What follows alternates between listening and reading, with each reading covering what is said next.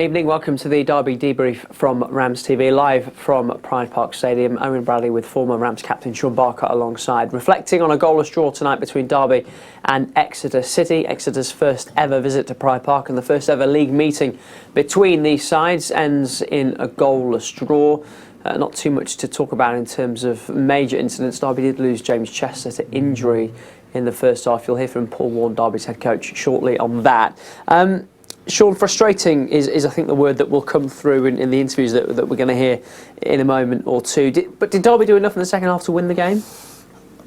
I don't think so. I thought they were much better in the second half. More energy, more desire to break the neck, to get forward, a bit more intensity. And that was lacking in the first 45 minutes. It looked like we needed someone to drive the team forward, to grab the game and to impose themselves, and I don't think we did that. We let Exeter settle and look and feel comfortable in the surroundings, and we got to half time and you knew something had to change. I thought Dobbin was bright when he came on. We had chances in the second half, not too many clear cut, but over 90 minutes at Pride Park you expect more in the final third, and I just don't think we had that this evening. More to come from Barks. Let's hear from Derby's head coach though. Here's Paul Warne.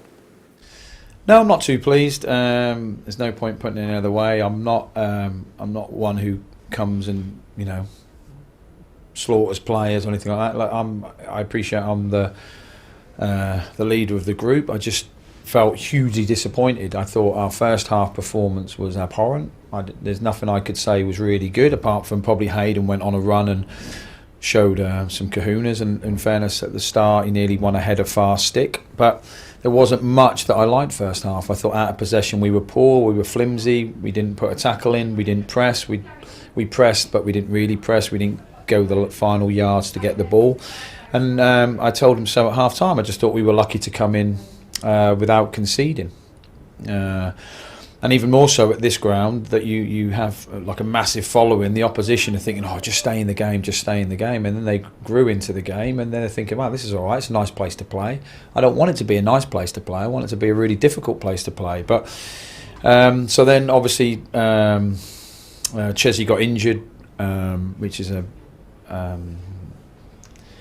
disappointment, obviously. And then Sibs just a reckless challenge for a yellow, so then I don't know if I'm going to keep 10 players on the pitch. So we had a couple of options at half time, which way to go, and we went the way we went, which was a bit ballsy I suppose, but we're trying to win the game. So the back four I thought were excellent second half, and we played with a lot more effort and intensity. Like if they play like that, like we did second half, and we lose, then fair enough, I can accept it. I appreciate we'll have better times on the ball than we did tonight, and we might have better finishing than we have tonight, and we might have a referee who might see a collision between a centre forward and a goalkeeper on another night. But you've just that's got to be a given. You've got to, people are paying. It's not an easy time of the year. I understand that. So people are coming to watch to be entertained. And I think our first half performance, then in the second half when we improved significantly, it felt like because it was condensed into 45 minutes, everything feels rushed because the lads are so desperate to get the goal, and that's why you can't afford to throw a half of football away. You can't,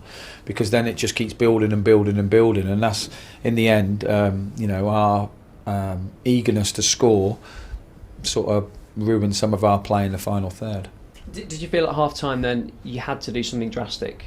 Yeah, I did. I did. I don't very often lose my temper, but I think I lost my temper a little bit. But it was just so lacklustre. We had to change it. I obviously had to take Sibs off. It's a high risk tackler. So we just had to quickly try and think of we had two different ways to play, and we went with the back four. And I thought the back four were really good second half. Marshalled the team really well. I asked Corey to play out of position at right back. We haven't got any right backs at the club, so he kindly played there, and I thought he'd done really well, and give Nat a few balls down the side, and Dobbs give us a bit of impetus down this side, and Didzy was trying to make the game play, and we had obviously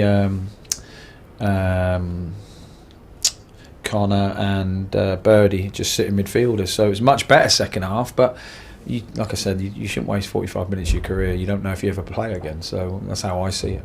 Another injury, James Chester this time. I know it's early, so you probably won't have details, but him, Curtis Davis, Tom Barkhazen, Jason Knight, the list is growing.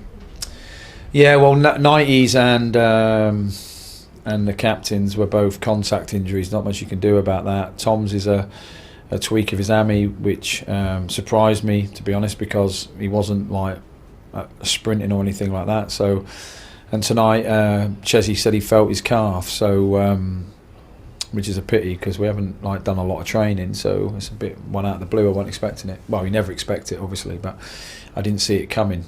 So yeah, massive disappointment, and you know we are bare bones, and you know I joke about like next man up, and that gives someone else an opportunity, and it will obviously, and I hope they take the opportunity. But we're running out of men to put out there, so that is a concern.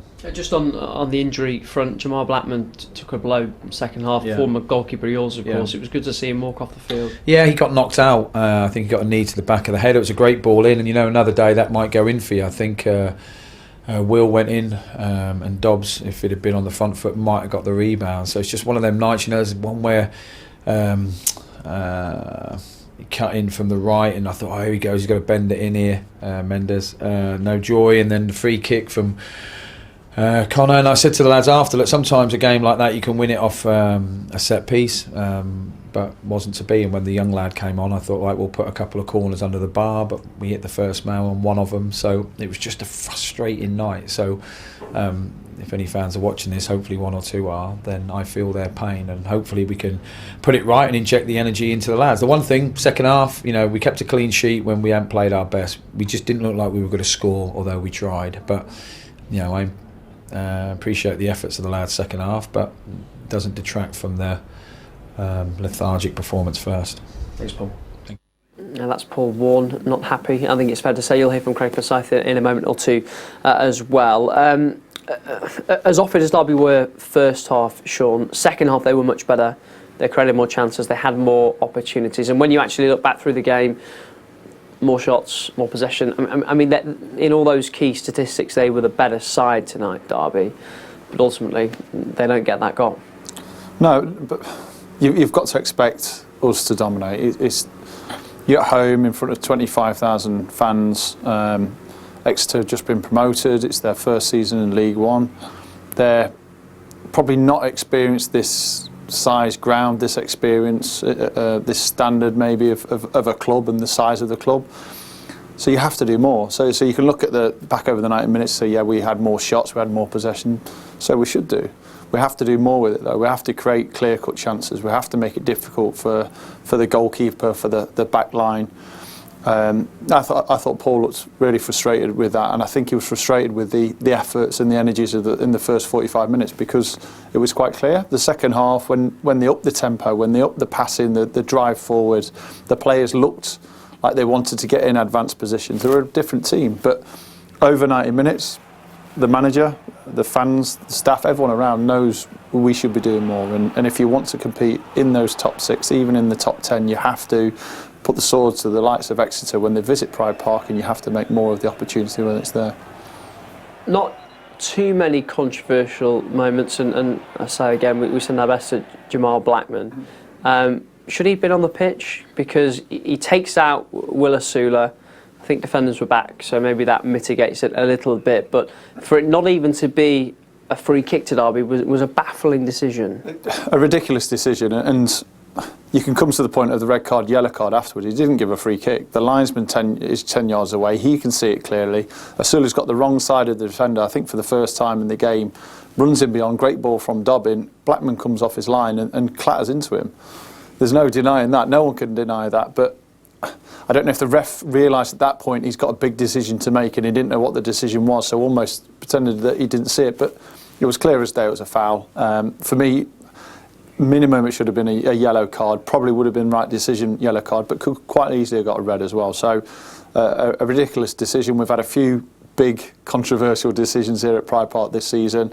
That's going to be up there. But ultimately that wasn't what didn't get us the 3 points. Sometimes you're looking at penalties, red cards, and a decision that could change the game. It could have done, but we had enough, and we should have had enough to get more out of the game than we did. So a disappointing moment, a disappointing evening, and one that the manager will be looking to improve for next week. Well, Derby didn't get 3 points, they did get one thanks to that clean sheet. Let's hear from defender Craig Forsyth.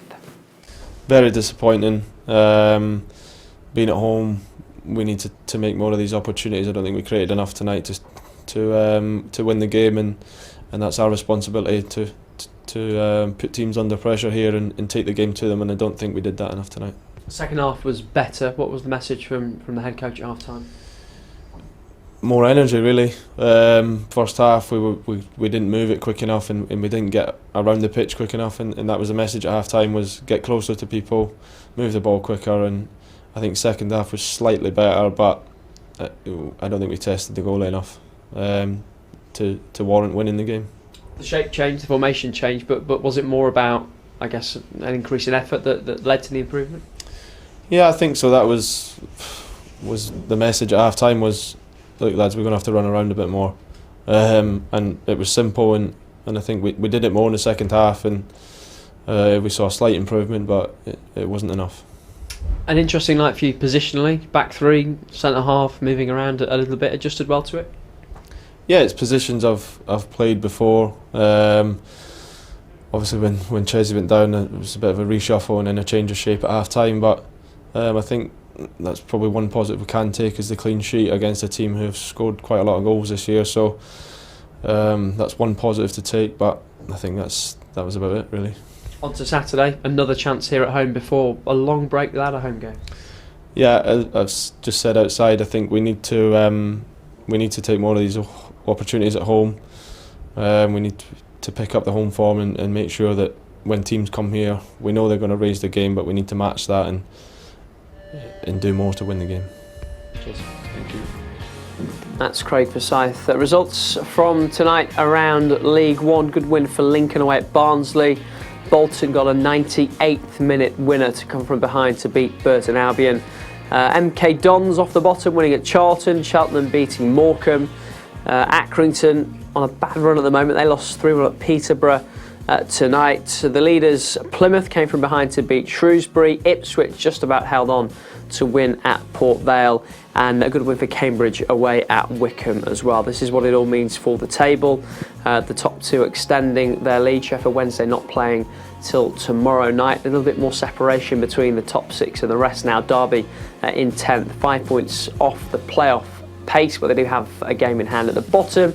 Morecambe back to the bottom of the table, with MK Dons moving up. Accrington a couple of points outside the relegation zone. That's all from us for now. If you want more reaction, it's on the website dcfc.co.uk. From me, Barks, and the team, goodbye.